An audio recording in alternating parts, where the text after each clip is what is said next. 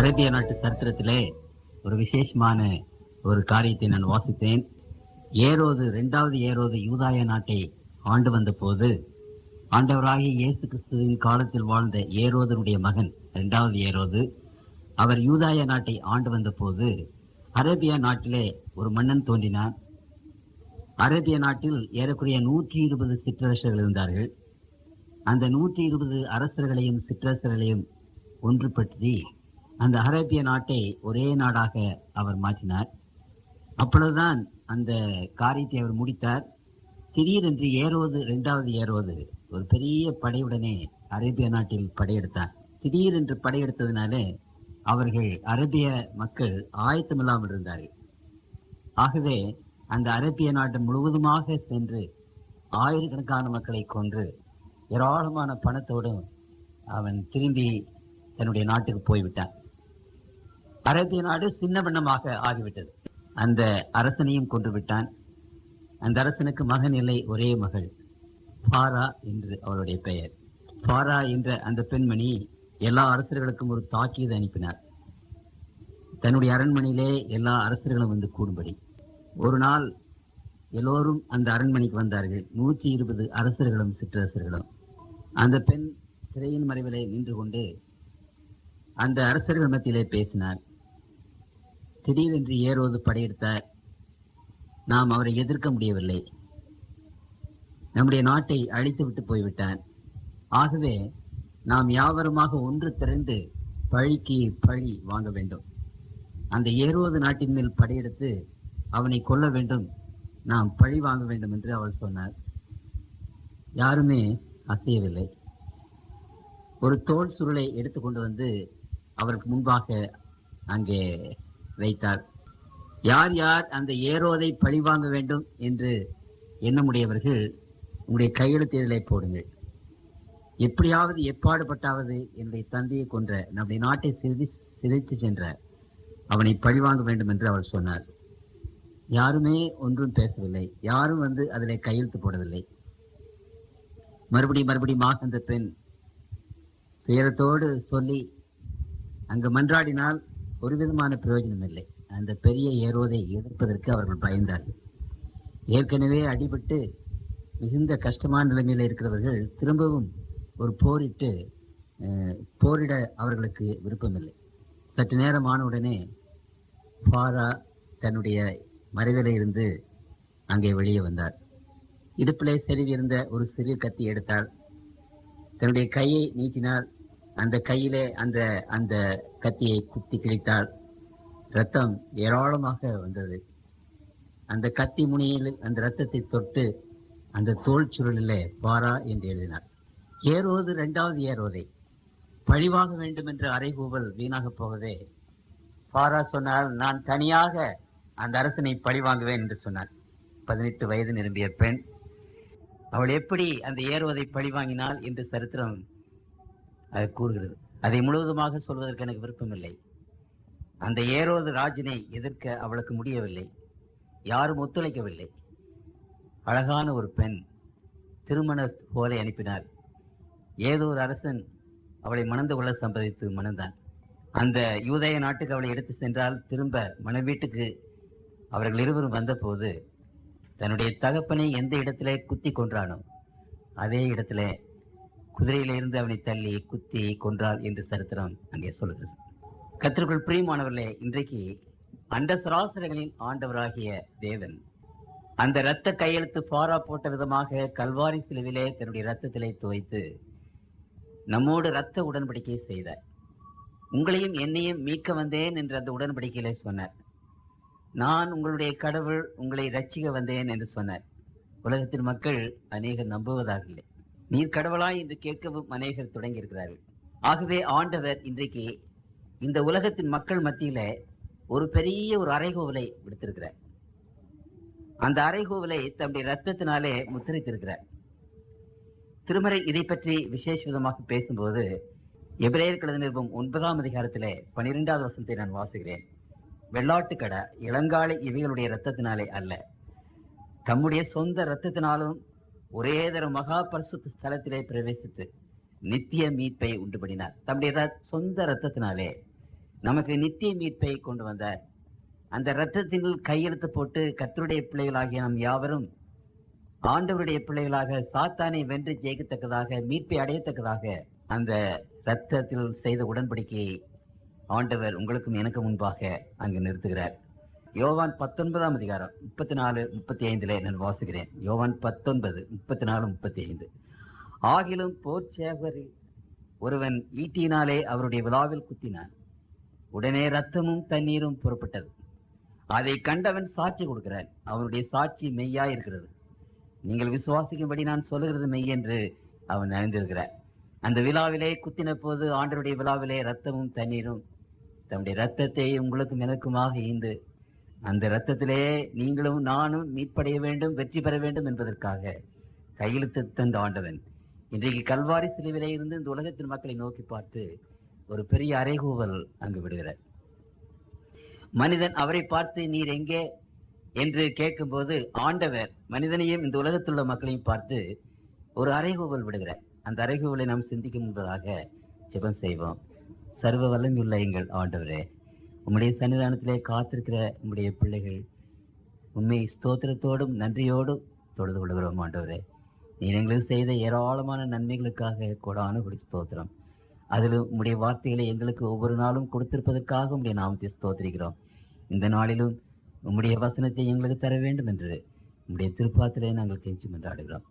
ஆண்டவரே, உம்முடைய சத்தத்தை நீர் உயர்த்தும். ஆண்டவரே, கல்வாரி சிலுவிலே இருந்து எங்களுக்கு கொடுக்கிற அந்த அறைகூவல், அந்த சேலஞ்ச், அந்த சவால், அதை உடைய மக்கள் மத்தியிலே நீர் எடுத்து வைக்க வேண்டும் என்றும் ஒவ்வொரு மகனுடைய உள்ளத்திலும் ஆண்டவரே நீர் வல்லமையோடு பேச வேண்டும் என்று அன்பின் ஆண்டவர் இயேசுவின் நாமத்தில் வேண்டிக் கொள்கிறோம். ஜெபங்கேளும் பரமபிதாவே, ஆமென்.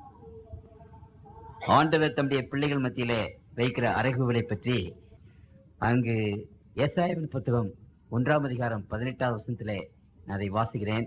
வழக்காடுவோம் வாருங்கள் என்று கர்த்தர் சொல்லுகிறார். வழக்காடுவோம் வாருங்கள். மனிதனுக்கும் ஆண்டவருக்கும் ஒரு வழக்கு இருக்கிறது. அந்த வழக்கை கொண்டு வாருங்கள், நம் இடையிலே அந்த வழக்கை கொண்டு வாருங்கள் என்று சொல்லுகிறார்.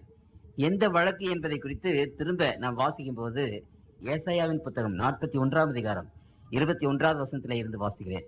உங்கள் வழக்கை கொண்டு வாருங்கள் என்று கர்த்தர் சொல்லுகிறார். உங்கள் பலமான நியாயங்களை வெளிப்படுத்துங்கள் என்று யாக்கோபின் ராஜா வருகிறார். அவர்கள் அவைகளை கொண்டு வந்து சம்பவிக்க போகிறவைகளை நமக்கு தெரிவிக்கட்டும். அவைகளில் முந்தி சம்பவிக்கிறவைகள் இன்னதென்று சொல்லி நாம் நம்முடைய மனதை அவைகளின் மேல் வைக்கும்படிக்கும் பிந்தி சம்பவிக்கிறவைகளையும் நாம் அறியபடிக்கும் நமக்கு தெரிவிக்கட்டும். வருங்காரியங்களை நமக்கு அறிவிக்கட்டும். பின்வரும் காரியங்களை எங்களுக்கு தெரிவிங்கள். அப்பொழுது நீங்கள் தேவர்கள் என்று அறிவோம். அல்லது நன்மையாவது தீமையாவது செய்யுங்கள், அப்பொழுது நாங்கள் திகைத்து ஏகமாய் கூடி அதை பார்ப்போம். இங்கு ஆண்டவர் இந்த உலகத்தின் மக்கள் முன்பாக, எல்லா மார்க்கத்தின் மக்கள் முன்பாக வைக்கிற ஒரு அறைகூவல், ஒரு சேலஞ்ச், அதை இங்கே நாம் வாசிக்கிறோம். வழக்காடுவோம். ஆண்டவருக்கும் நமக்கும் ஒரு வழக்கு. நாம் ஆண்டவரை பார்த்து நீர் உண்மையான தெய்வம் தானா, அல்லது இந்த விவிலிய நூலை பார்த்து இது உண்மையான வேத புத்தகமா, கடவுளுடைய புத்தகமா என்றெல்லாம் அநேகர் கேட்கிறோமே. அந்த காரியத்தை குறித்து ஆண்டவர் சொல்லுகிறார் ஒரு வழக்கு, ஒரு சேலஞ்ச். என்ன சேலஞ்ச் என்றால், இனி வரப்போகிற காரியங்களை உங்களில் யாராவது அறிவிக்க முடியுமானால் அறிவியுங்கள். அந்த காரியங்கள் வகை வகையாக தொகுத்து இவைகள் இப்பொழுது சம்பவிக்கும், அவைகளுக்கு பின்பு இவைகள் சம்பவிக்கும், அவைகளுக்கு பின்பு இவைகள் சம்பவிக்கும் என்று வரும் காரியங்களை நீங்கள் எங்களுக்கு தெரிவிங்கள், எனக்கு தெரிவிங்கள். அப்படி வரப்போகிற காலங்களை நீங்கள் தெரிவிப்பீர்களானால் நீங்கள் தேவர்கள் என்று நாங்கள் ஒத்துக்கொள்கிறோம், நீங்கள் கடவுள் என்று ஒத்துக்கொள்கிறோம் என்று ஆண்டவர் அந்த அறைகூவலை நமக்கு முன்பாக வைக்கிறார். ஆண்டவர் உன்னதத்தின் தேவன் இந்த உலகத்தில் வந்து நமக்காக மரித்தார் என்று சொல்லும் போது அதை அநேகர் நம்புவதில்லை. இந்த புத்தகம், இந்த வேத புத்தகம் அவருடைய புத்தகம், அவரால் எழுதப்பட்டது என்று சொல்லும் போது அநேகர் நம்புவதில்லை. ஆகவே ஆண்டவர் மனுமக்களை நோக்கி பார்த்து என்ன சொல்கிறார்? உண்மையான தெய்வம் என்பவர் யார்? அந்த உண்மையான தெய்வம் தான் வரப்போகிற காரியங்களை நமக்கு திட்டவட்டமாக எடுத்து சொல்ல முடியும். இனிமேல் நடக்க போகிறது என்ன, இனிமேல் வரப்போகிறது என்ன. ஆகவே இங்கே ஆண்டவர் சொல்லுகிறார், இனிமேல் வரப்போகிற காரியங்களை அறிவியுங்கள், தெரிவியுங்கள். அப்படி நீங்கள் தெரிவிப்பீர்களானால் உங்களை தேவர்கள் என்று ஒத்துக்கொள்கிறோம். அப்படியானால் அப்படி நீங்கள் தெரிவிப்பீர்களானால் இந்த வேத புத்தகம் தப்பு, இந்த வேதத்தின் ஆண்டவர் அல்ல என்று ஆண்டவர் ஒரு விசேஷமாக ஒரு அறைகோவலை அங்கு விடுவிக்கிறார். நீங்கள் தேவர்கள் என்று அறிவோம், பின்வரும் காரியங்களை எங்களுக்கு தெரியவில்லை. அப்படியானால் இதனுடைய பொருள் என்ன? இந்த வேதத்திலே தீர்க்க தரிசனங்கள் என்று அநேக பாகங்கள் இருக்கின்றன.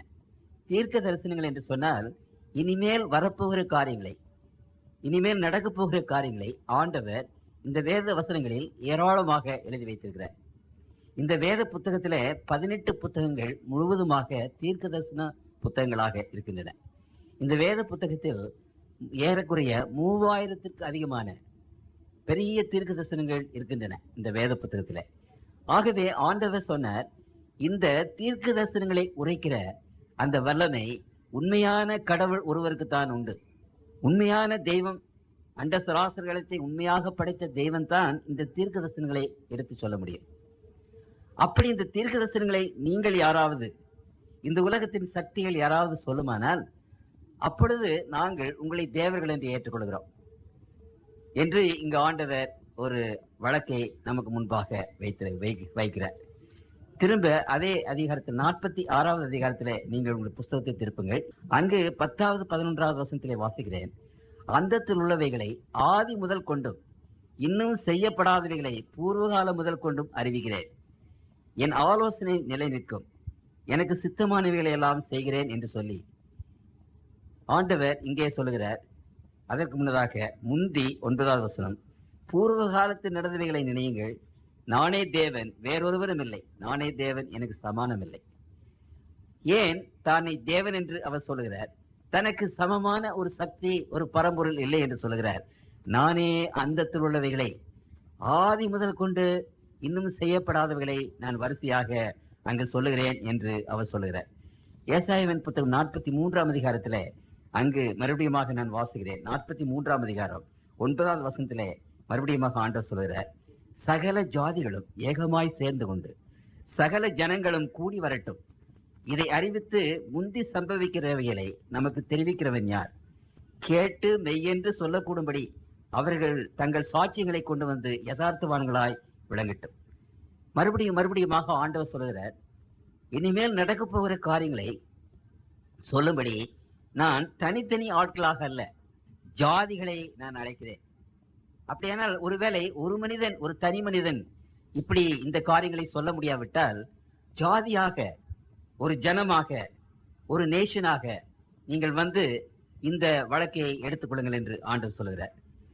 44வது அதிகாரத்திலே மறுபடியுமாக நான் வாசிக்கிறேன். 44ஆம் அதிகாரம் 7வது வசனத்திலே சொல்லுகிறார், பூர்வ காலத்து ஜனங்களை நான் ஸ்தாபித்தது முதல் கொண்டு என்னை போல எதையாகிலும் வரவழைத்து இன்னென்னதென்று முன்னறிவித்து எனக்கு முன்னே வரிசையாக நிறுத்தத்தக்கவன் யார்? நிகழ்காரியங்களையும் வரும் காரியங்களையும் தங்களுக்கு அவர்கள் அறிவிக்கட்டும். திரும்ப திரும்ப இந்த வேத புத்தகத்தில் அநேக இடங்களிலே இந்த அறைகூவலை ஆண்டவர் விடுகிறார். 42ஆம் அதிகாரத்திலே திரும்ப 9வது வசனத்தை வாசிக்கிறேன். பூர்வ காலத்தில் தெரிவிக்கப்பட்டவைகள் இதோ நிறைவேறலாயின, புதியவைகளையும் நானே அறிவிக்கிறேன், அவைகள் தோன்றாததுக்கு முன்னே அவைகளை உங்களுக்கு சொல்லுகிறேன். இன்னும் அநேக வசனங்களை நான் படித்துக் கொண்டே போகலாம். ஆனால் ஆண்டவர் இந்த வேத புத்தகத்துல இந்த உலகத்தின் மக்களுக்கு முன்பாக ஒரு வழக்கை வைக்கிறார். அந்த வழக்கு என்னவென்றால், உண்மையான தெய்வம் யார் என்பதற்கு என்ன அடையாளம்? உண்மையான தெய்வத்தினுடைய அடையாளம் முன்னாலே நான் சொன்னேன், வானம், பூமி, சமுத்திரம், அண்ட சராசரங்கள் எல்லாவற்றையும் படைத்த தேவன் தான் தேவன்.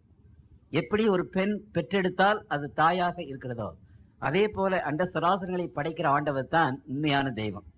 உண்மையான தெய்வம் என்பவர் யார் என்பதை குறித்து பேசும்போது, தீர்க்க தரிசனங்களை உரைக்க வல்லமையுள்ள ஒரு தேவன். தீர்க்க தரிசனம் என்று சொன்னால் இனிமேல் வரப்போகிற காரியங்களை ஒவ்வொன்றாக வரிசை கிரமமாக இன்னது நடக்கும், அப்புறம் இன்னது நடக்கும், அப்புறம் இன்னது நடக்கும், இந்தந்த காலங்களிலே இன்னென்னவைகள் நடக்கும் என்பதை முன்னதாகவே, நூற்றுக்கணக்கான வருஷங்களுக்கு முன்னதாகவே, ஆயிரக்கணக்கான வருஷங்களுக்கு முன்னதாகவே நமக்கு ஆண்டவர் சொல்லுகிறார். இதுதான் தீர்க்க தரிசனம். அப்படியானால் இந்த தீர்க்க தரிசனம் சொல்லக்கூடிய ஒரு சக்தி உடையவர் யாரோ அவர்தான் உண்மையான தெய்வம். இன்றைக்கு இந்த உலகத்தின் மக்கள் யாராக இருந்தாலும் சரி, அல்ல உலகத்தில் தொழப்படுகிறவைகள் என்று சொல்லக்கூடியவர்கள் எதுவாக இருந்தாலும் சரி, இப்படிப்பட்ட தீர்க்க தரிசனங்களை நீங்கள் சொல்லக்கூடுமானால் அப்பொழுது உங்களை தெய்வம் என்று நாங்கள் ஏற்றுக்கொள்கிறோம். அப்படி யாராவது சொல்வார்களானால் இந்த வேதம் உண்மையல்ல, இந்த வேதத்தின் ஆண்டவர் உண்மையான தெய்வம் அல்ல என்று சவால் விடுகிறார், ஒரு அறைகோவல் விடுகிறார். கர்த்தருக்குள் பிரியமான தேவனுடைய பிள்ளைகளே, இந்த சவாலை இன்றைக்கு உலகத்தின் மக்கள் ஏற்றுக்கொள்ள முடியுமா? இன்றைக்கு நாம் அநேக சமயங்களில வானங்களை அண்ணாந்து பாருங்கள், அங்கே இருக்கிற நட்சத்திரங்களை பாருங்கள் என்று ஆண்டவர் சொல்லும் போது, இன்றைக்கு உலகத்தின் மக்கள் என்ன செய்கிறோம்? நம் கைகளை நீட்டி இந்த கைகளிலே நட்சத்திரங்கள் என்ன செய்கிறது, கிரகங்கள் எப்படி இருக்கிறது, அதனுடைய இடம் எப்படி இருக்கிறது, அந்த கிரகங்களுடைய சஞ்சரிப்பு இந்த கையில எப்படி இருக்கிறது, அதன் மூலமாக உங்களுடைய வாழ்க்கையில நம்முடைய வாழ்க்கையில என்ன ஏற்படும் என்று நம்முடைய கைகளிலே கிரகங்களையும் நட்சத்திரங்களையும் வைத்து கணிக்கிறோம். கணித்து விட்டு உங்களுடைய வாழ்வு இப்படி இருக்கும் அப்படி இருக்கும் என்று நான் அங்கே சொல்லுகிற அந்த ஜோதிட கலை இன்றைக்கு உலகத்தில், இன்றைக்கு மாத்திரமல்ல, அந்த காலம் முதல் கொண்டு எல்லா காலத்திலும் இருந்து வருகிறது. நான் நேற்று சொன்னேன், அந்த நிம்ரோத் என்று சொல்லப்பட்ட நிம்ராட், அவன் அந்த பாபிலோன் சாம்ராஜ்யத்தை ஏற்படுத்தின போது, சூரிய வணக்கத்தை அவன் அங்கே கொண்டு வந்த போது, இந்த அஸ்ட்ராலஜி, இந்த ஜோதிடம் என்ற கலையையும் அவன் அதிகமாக வளர்த்தார்.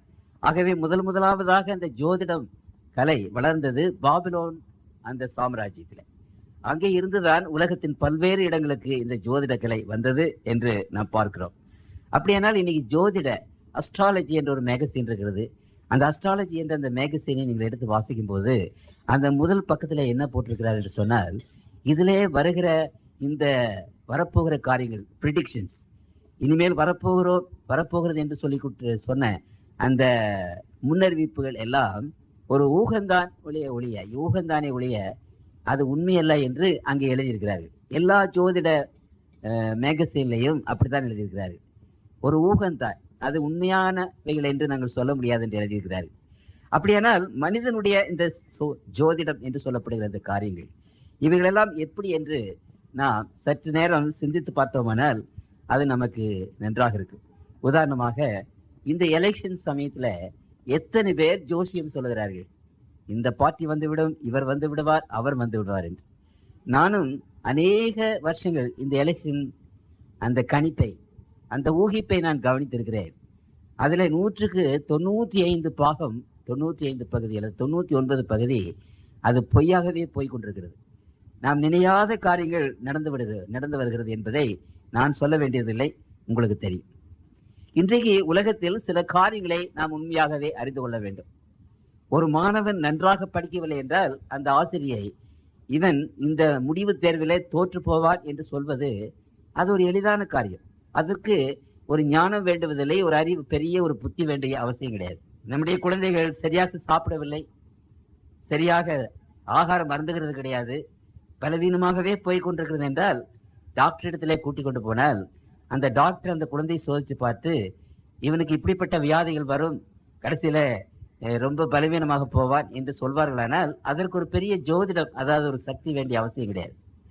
அதுவும் இந்த உலகத்தில் பிசாசானவரும் அவனுடைய தூதர்களும் 6000 வருஷம் இந்த உலகத்தில் இருந்து கொண்டிருக்கிறார்கள். இந்த உலகத்தின் மக்களை கவனிக்கிறார்கள்.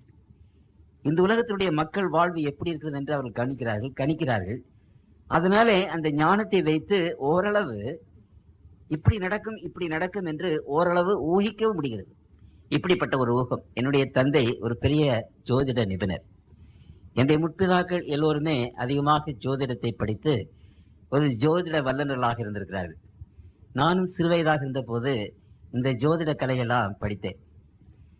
ஆனால் கர்த்தருக்குள் பிரியமானவர்களே, பின்பு என்னுடைய தந்தை என்னிடத்திலே சொன்னார், இந்த ஜோதிட கலை விசேஷமாக இருக்க வேண்டும் என்றால் சில ஆவிகள் நம்மிடத்தில் இருக்க வேண்டும், சம் ஸ்பிரிட்ஸ். அந்த ஆவிகள் நம்மிடத்தில் இருக்கும்போது இந்த ஜோதிட கலை அதனுடைய தத்துவம் அதிகமாகிறது, சில காரியங்களை சொல்ல முடிகிறது. அப்படியானால் இந்த காரியங்களை பற்றி உதாரணமாக ஒரு ஆவியுள்ள, ஒரு ஸ்பிரிட் உள்ள ஒரு ஜோசியரிடத்தில் என்னுடைய கையை நீட்டினால், அப்பொழுது உங்களுக்கு ஒன்று சொல்ல வருகிறேன், நமக்கென்று தேவ தூதர்கள் இருக்கிறார்கள். நம் பக்கத்துல ஆண்டவர் நமக்கென்று ஒரு தேவ தூதனை ஏற்படுத்தி இருக்கிறார். அவர்கள் நம் பக்கத்திலேயே எப்பொழுது இருக்கிறார்கள். நாம் எங்கு போகிறோம், எங்கு வருந்தாலும் சரி, நாம் என்ன செய்தாலும் சரி, என்ன பேசினாலும் சரி, அது பகலானாலும் சரி, இரவானாலும் சரி, அவர்களுக்கு தெரியும். அவர்கள் தான் நம்மை பற்றி பரலோகத்திலே போய் குறிப்பிடுகிறார்கள். நாம் செய்த தப்பிரமான காரியங்கள், நல்ல காரியங்கள் எல்லாவற்றையும் அந்த புத்தகத்தில் எழுதி வைத்திருக்கிறார்கள், நம்முடைய புத்தகத்தில் எழுதுகிறார்கள். அதே போலவே பிசாசானவன் நமக்கு ஒரு தூதனை கொடுத்திருக்கிறார். இதை பற்றி வேதத்தில் நாம் நேரடியாக நமக்கு வசனம் இல்லை, ஆனால் மறைமுகமாக அதை பற்றி நாம் வேதத்திலே நாம் வாசிக்கிறோம். அப்படியானால் இந்த 2 தேவ தூதர்களும் நம் பக்கத்தில் இருக்கிறார்கள்.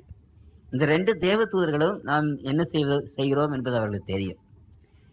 நான் ஒரு ஜோதிடத்திலே கையை கொண்டு போய் நீட்டும் போது அவரிடத்துல அந்த ஆவி இருக்குமானால், அந்த ஸ்பிரிட் இருக்குமானால், என்னுடைய அந்த தேவதூதன் அவரிடத்திலே போய் விடுகிறார், இந்த பிசாசனுடைய தூதன்.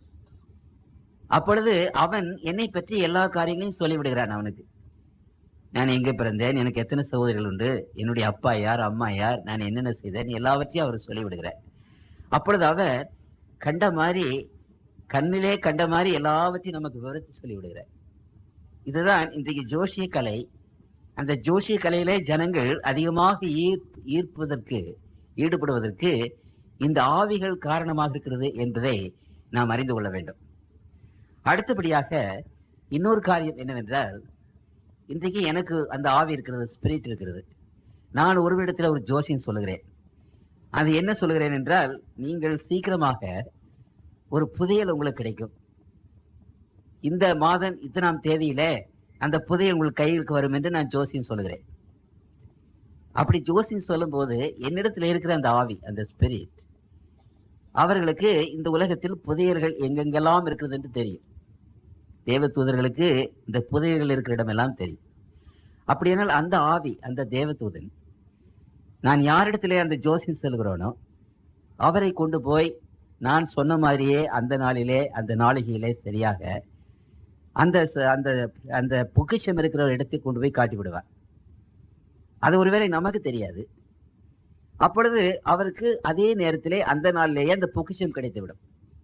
அப்பொழுது இந்த ஜோதிடத்தை அவர்கள் நம்புவார்களா, நம்ப மாட்டார்களா? நிச்சயமாக நம்புவார்கள். உதாரணமாக நான் ஒருவரை பார்த்து சொல்லுகிறேன், இடத்துல அந்த ஆவி இருக்கிறது, நீங்கள் இன்னும் 2 மாதத்திலே ஜனவரி மாதம் 12ஆம் தேதி மெட்ராஸிலே அண்ணா சாலையிலே ஒரு கார் விபத்துக்குள்ளாகி இறந்து போவீர்கள் என்று அங்கு ஜோசியம் நான் சொல்கிறேன் என்று வைத்துக் கொள்ளுங்கள்.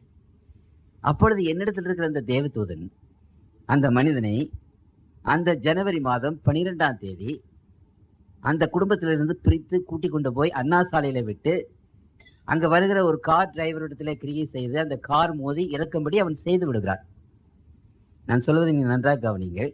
ஏன் இவைகளெல்லாம் என்னால சொல்ல முடிகிறது என்று சொன்னால், நான் ஒரு ஜோசியருடைய குடும்பத்தில் பிறந்தவர்.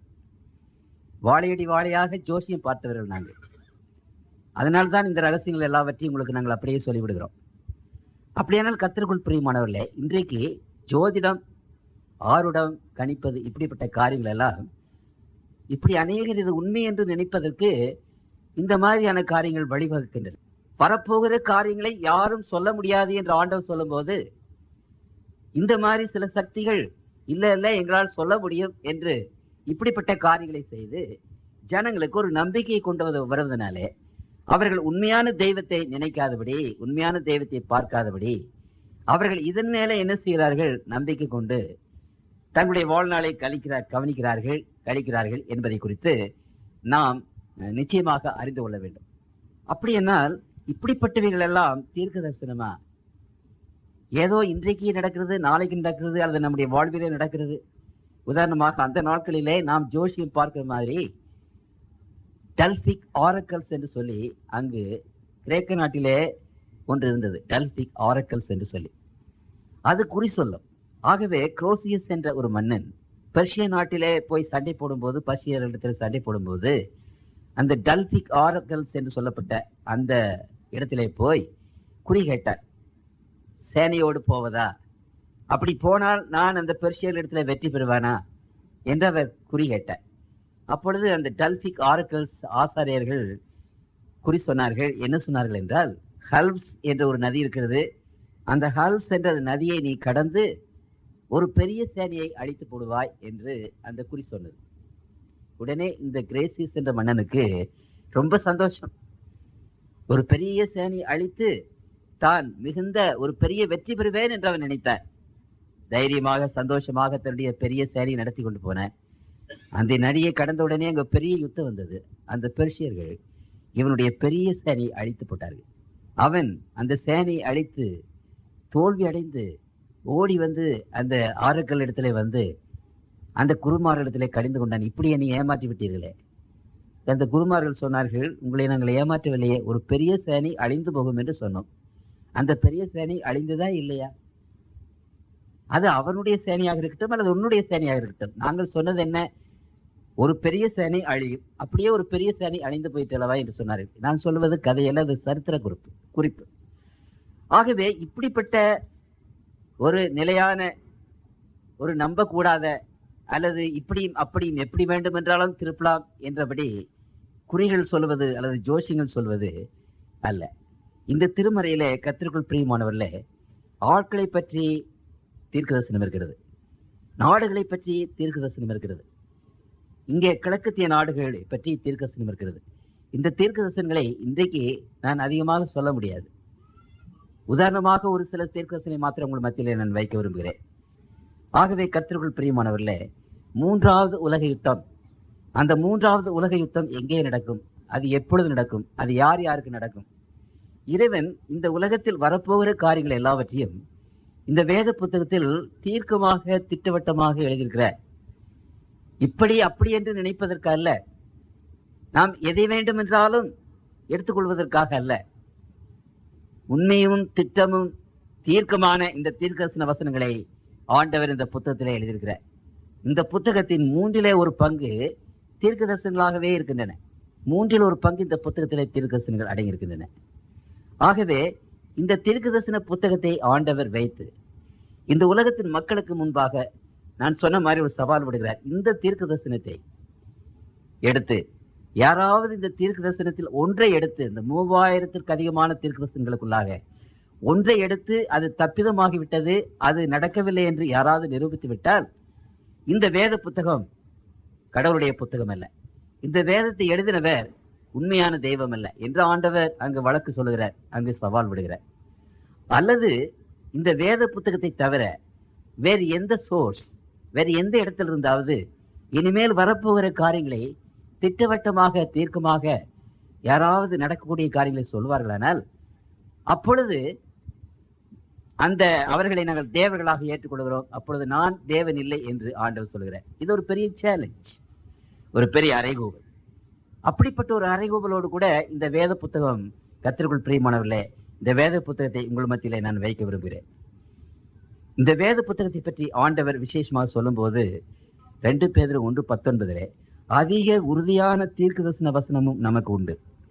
பொழுது விடிந்து விடிவெள்ளி உங்கள் இருதயங்களில் உதிக்குமளவும் இருளுள்ள ஸ்தலத்தில் பிரகாசிக்கிற விளக்கு போன்ற அவ்வசனத்தை கவனித்திருப்பது நலமாயிருக்கும். கார் இருள், எதுவுமே ஊடுருவி பாய முடியாத ஒரு இருள். இன்றைக்கு விஞ்ஞானம் நமக்கு எத்தனையோ விந்தையான காரியங்களை செய்திருக்கிறது. இன்னும் அநேக விந்தையான அதிசயமான ஆச்சரியமான காரியங்களை இன்றைக்கு செய்து கொண்டே போய் கொண்டிருக்கிறது விஞ்ஞானம். இந்த விஞ்ஞானத்தால் முடியாத ஒரே ஒரு காரியம், நாளைக்கு என்ன நடக்கும் என்று விஞ்ஞானத்தினாலே இன்றைக்கும் சொல்ல முடிவதில்லை.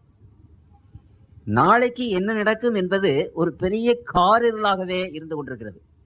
எந்த மனிதனும், எந்த சக்தியும், எந்த வல்லமையும், எந்த தாளந்துகளும் நாளை என்ன நடக்கும் என்பதை குறித்து சொல்ல முடியவதில்லை.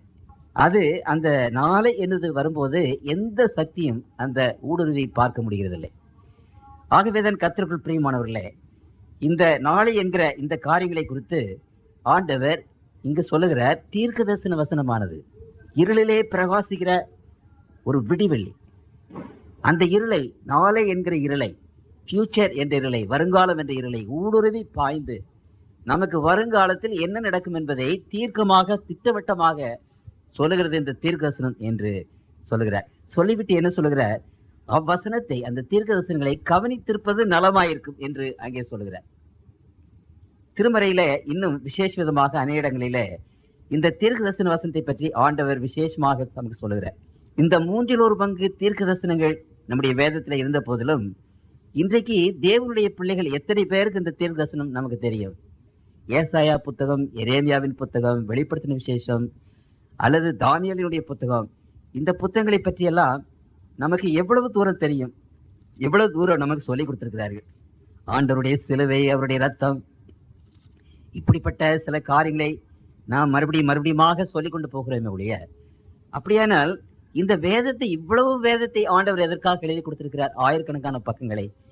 ஏதோ 2-3 காரியங்களை மாத்திரம் நாம் தெரிந்து அதை மாத்திரம் பேச வேண்டும், அதை மாத்திரம் அறிந்து கொள்ள வேண்டும் என்று நினைத்தோமானால் இவ்வளவு பெரிய புத்தகத்தை ஆண்டவர் எதற்காக எழுதி கொடுத்திருக்கிறார்? 1 தெசலோனிக்கர் 5ஆம் அதிகாரம் 20வது வசனத்திலே வாசிக்கிறேன். தீர்க்க தரிசனங்களை அற்பமா எண்ணாதிருங்கள். தீர்க்க தரிசனங்களை அற்பமாக எண்ணாதீங்க. அந்த தீர்க்க தரிசன வசனங்கள் விசேஷமான காரியங்கள்.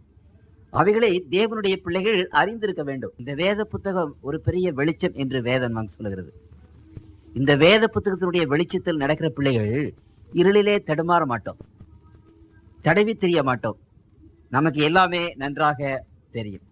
அப்படி வெளிச்சத்தின் பிள்ளைகளாகினா இந்த வெளிச்சமாகிய இந்த தீர்க்க தரிசன வசனத்தை விசேஷமாக கவனிக்க வேண்டுவது நம்முடைய கடமை இல்லையா? ஆகவே ஆண்டவர் இங்கு விசேஷ விதமாக ஒரு காரியத்தை குறித்து அங்கு பேசுகிறார். நீதிமொழிகள் 29ஆம் அதிகாரம் 18வது வசனத்தை வாசிக்கிறேன். நீதிமொழிகள் 29:18. தீர்க்க தரிசனம் அல்லாத இடத்தில் ஜனங்கள் சீர்கெட்டு போவார்கள், வேதத்தை காக்கிறவனோ பாக்கியவான். தீர்க்க தரிசனம் இல்லாத இடத்தில் ஜனங்கள் சீர்கெட்டு போவார்கள். ஆங்கிலத்தில் அது எப்படி இருக்கிறது என்றால், எப்படி அதை எழுதப்பட்டிருக்கிறது என்றால், தீர்க்க தரிசனம் இல்லாத இடத்துல where there is no vision people will perish.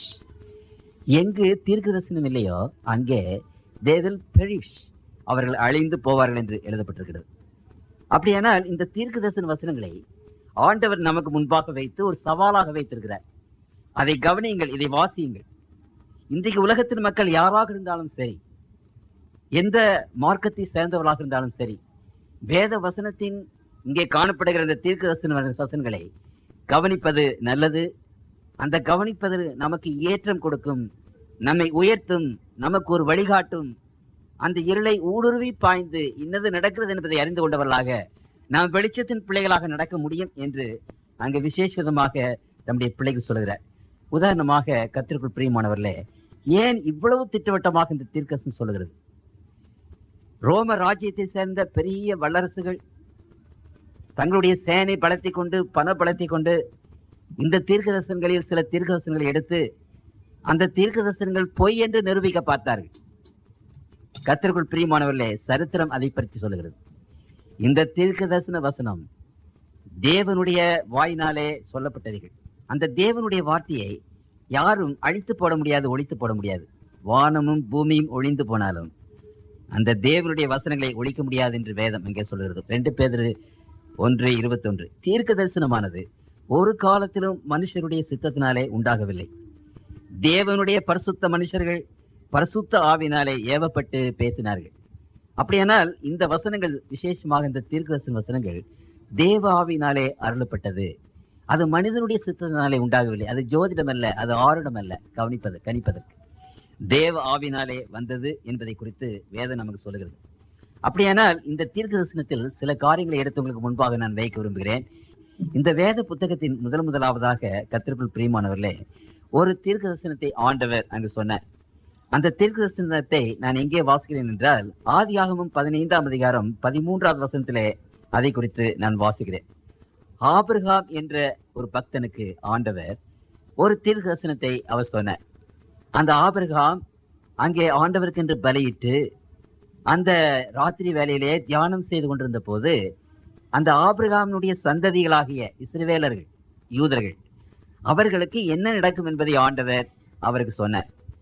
அப்படி சொல்லும் போது அவர் என்ன சொல்லுகிறார்? 12வது வசனம், சூரியன் அஸ்தமிக்கும் போது ஆபிரகாமுக்கு அயர்ந்த நித்திரை வந்தது, தரிசனம், திகிலும் காரிருளும் அவனை மூடிக்கொண்டது. அப்பொழுது அவர் ஆபிரகாமை நோக்கி, உன் சந்ததியார் தங்களுடையதல்லாத அந்நிய தேசத்திலே பரதேசிகளாயிருந்து அந்த தேசத்தாரை சேவிப்பார்கள் என்றும் அவர்களால் 400 வருஷம் உபத்திரவப்படுவார்கள் என்றும் நீ நிச்சயமாய் அறிய கடவாய். ஆகவே இந்த வேதத்திலே முதலாக சொல்லப்பட்ட அநேக தீர்க்கதரிசனங்களிலே ஒன்றை உங்கள் முன்பாக நான் வைக்க விரும்புகிறேன். ஆண்டவர் ஆபிரகாமுக்கு சொன்னார், உன்னுடைய சந்ததி இன்னொரு அந்நிய நாட்டிலே போய் அந்நியர்களை 400 வருஷம் சேவிப்பார்கள் என்பது மட்டுமல்ல, அந்த அந்நியர்கள் உங்களுடைய பிள்ளைகளை 400 வருஷம் உபத்திரவப்படுவார்கள் என்று வேதம் அங்கே சொல்லுகிறது. உங்களுக்கு தெரியும், அங்கே யாக்கோப்பு எகிப்துக்கு போன போது அந்த பார்வோன் அந்த யாக்கோப்பை அனுசரித்து கோசான் என்ற நாட்டை கொடுத்து அந்த யோசேப்பினுடைய தந்தையாகிய யாக்கோபையும் அவனுடைய பிள்ளைகளையும் அந்த பார்வோன் நன்றாக வைத்திருந்தார். செழிப்பான இடத்திலே கொடுத்திருந்தார். அவர்கள் சுகமாக வாழ்ந்தார்கள், உயர்வாக வாழ்ந்தார்கள் என்பது உங்களுக்கு தெரியும். அப்புறம் கொஞ்ச நாள் கழித்து பார்வோனை அறியாத ஒரு ராஜா, அதாவது யோசேப்பை அறியாத ஒரு பார்வோன் வந்து அந்த இஸ்ரவேல் ஜனங்களை துன்பப்படுத்த தொடங்கினார். அப்படியானால் இந்த வேத புத்தகத்திலே நீங்கள் நன்றாக கவனிக்க வேண்டும். அந்த 400 வருஷம் இஸ்ரவேலர்கள் துன்பப்படுவார்கள். ஆனால் துன்பப்படாமல் அந்த எகிப்திலே அவர்கள் சில வருஷங்கள் வாழ்ந்தார்கள். அது 30 வருஷம். 30 வருஷம் துன்பப்படாமல் வாழ்ந்தார்கள். அப்புறம் யோசேப்பை அறியாத பார்வோன் எழுப்பின பிற்பாடு அவர்கள் உபத்திரவம் அடைந்தார்கள். உபத்திரவம் அடைந்த காலம் 400 வருஷம். அப்படியானால் அந்த எகிப்துக்கு போன முதல் கொண்டு அவர்கள் திரும்ப வருவதற்குள்ள காலங்கள் 430 வருஷம் என்பதை நீங்கள் அது சற்று மனதிலே வைத்துக் கொள்ள வேண்டும். சரி, அப்படியானால் அவர்கள் எகிப்திலே 430 வருஷம் இருப்பார்கள். 430 வருஷம் முடிந்தவுடனே அவர்கள் எகிப்தை விட்டு வருவார்கள் என்பது இந்த தீர்க்க தரிசனத்தினுடைய தீர்க்க தரிசனம். அப்படியானால் அப்படி வந்தார்களா? இதை குறித்து நீங்கள் வேத புத்தகத்திலே திருப்பும் போது அங்கு ஆண்டவர் விசேஷமாக சொல்லுகிறார். யாத்திரையாகமம் 12ஆம் அதிகாரம் 40-41 நான் வாசிக்கிறேன். இஸ்ரவேல் புத்திரர் எகிப்திலே குடியிருந்த காலம் நன்றாக கவனிங்கள். குடியிருந்த காலம் வேறு, உபத்திரப்பட்ட காலம் வேறு. யாக்கோப்பு போனதிலிருந்து குடியிருந்தார்கள். ஆனால் யாக்கோப்பு போய் 30 வருஷம் கழித்துத்தான் அவர்கள் உபத்திரவப்பட்டார்கள். ஆகவே இங்கே வாசிக்கிறோம், இஸ்ரவேல் புத்திரர் எகிப்திலே குடியிருந்த காலம் 430 வருஷம். 430 வருஷம் முடிந்த அன்றைய தினமே கர்த்தருடைய சேனைகள் எல்லாம் எகிப்து தேசத்திலிருந்து புறப்பட்டது. அப்படியானால் ஆண்டவர் சொன்னார், 400 வருஷம் நீ உபத்திரப்படுவாய், ஆனால் 430 வருஷம் கழித்து நீங்கள் அந்த நாட்டை விட்டு புறப்பட்டு வருவீர்கள் என்று சொன்னார். அதே போலவே இங்கே வேதத்துல வாசிக்கிறோம், 430 வருஷம் கழிந்த அன்றைய தினமே கவனியுங்கள் அந்த சேனைகள் புறப்பட்டது என்று அங்கே நாம் வாசிக்கிறோம்.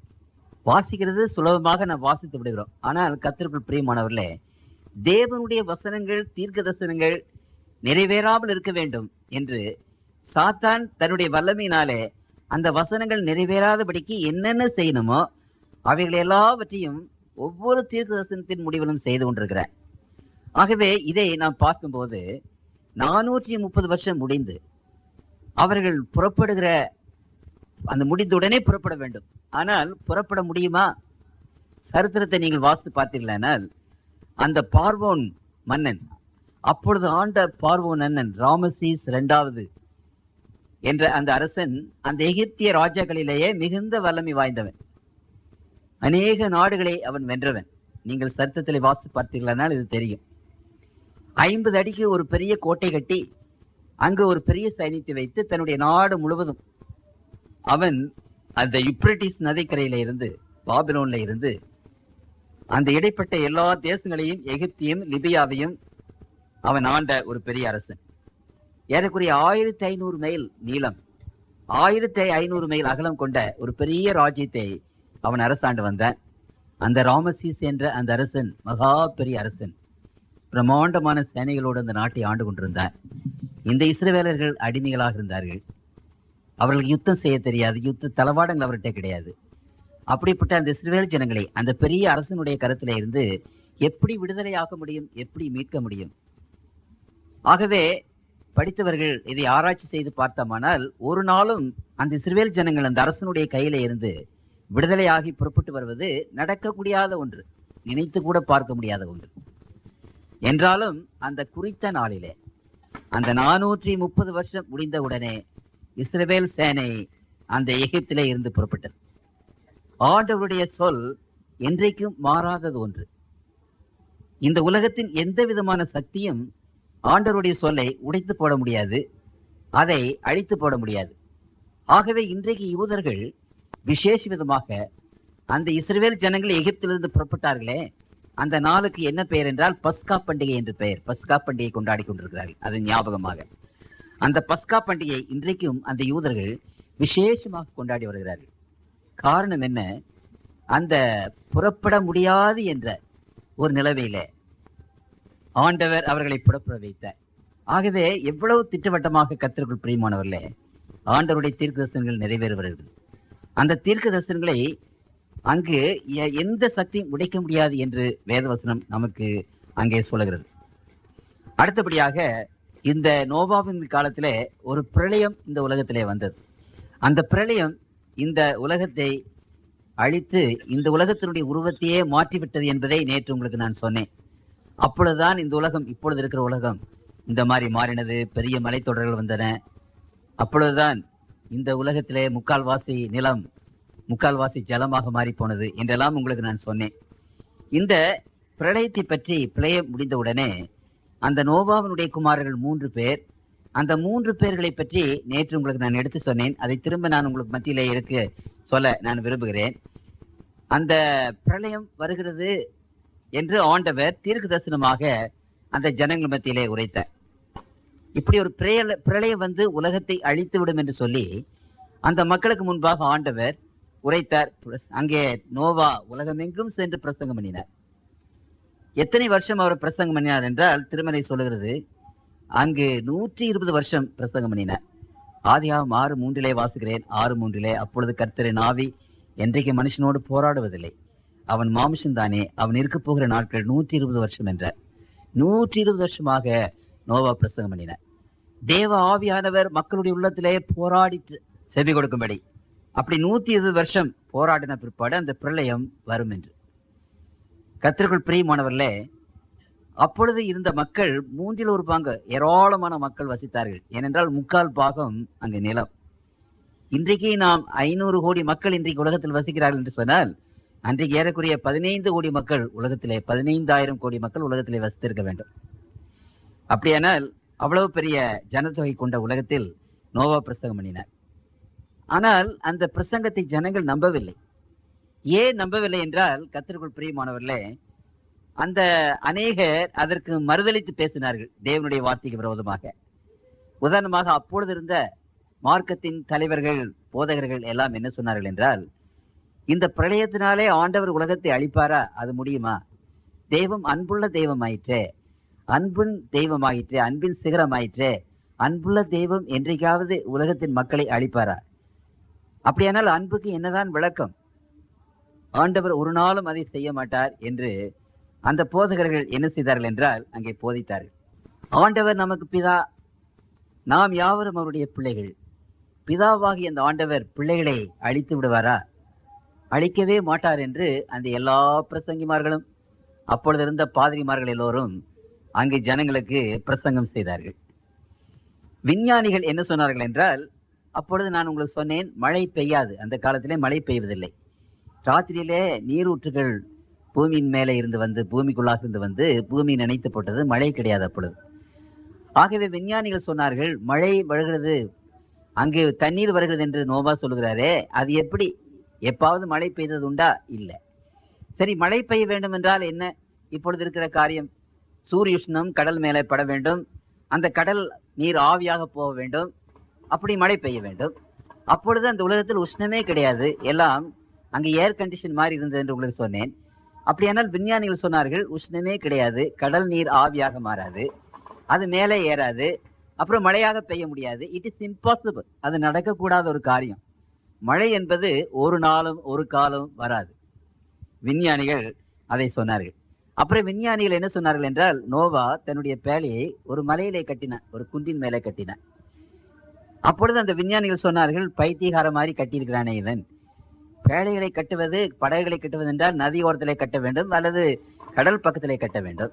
475 அடி நீளமும் 75 அடி அகலமும் 45 அடி உயரமுள்ள இவ்வளவு பெரிய ஒரு கப்பல், இந்த கப்பலை ஒரு மலையின் மேலே கட்டிவிட்டு யார் சுமந்து கடலை கொண்டு போவார்கள் என்று அவர்கள் பரியாசம் பண்ணினார்கள். விஞ்ஞானிகள் எல்லாருமே இந்த மழை வருவது என்பது நடக்காது, வெள்ளம் வருவது என்பது நடக்குதா என்று பிரசங்கம் பண்ணினார்கள்.